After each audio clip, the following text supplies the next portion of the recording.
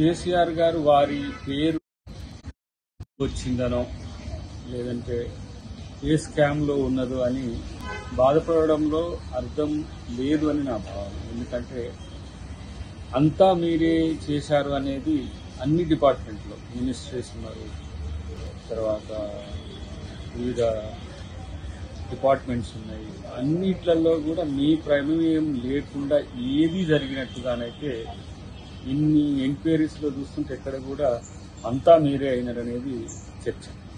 11వ తారీఖు నాడే వీరు పత్రికా సమావేశం నిర్వహించి వారి అభిప్రాయాలు చెప్పేసి మొత్తం అప్పుడేదో జరిగిపోయింది, నిజంగానే నష్టం జరిగింది ఈ రాష్ట్రానికి, ఇక లెక్కలేయడమే మిగిలింది అనే పద్ధతిలో వారు మాట్లాడారంటే ఓహో వీరికి స్పష్టంగా ఒక అభిప్రాయం ఉంది, ఏదో ఒక వ్యతిరేక అభిప్రాయంతో ఉన్నారు కేసీఆర్ గారి పైన, అందుకే ఒప్పుకున్నారు ఈ కమిషన్ నియామకాన్ని, టర్మ్స్ ఆఫ్ రెఫరెన్స్ని వారు ఒప్పుకున్నారనే విషయం మాకు స్పష్టంగా అర్థమైపోయింది.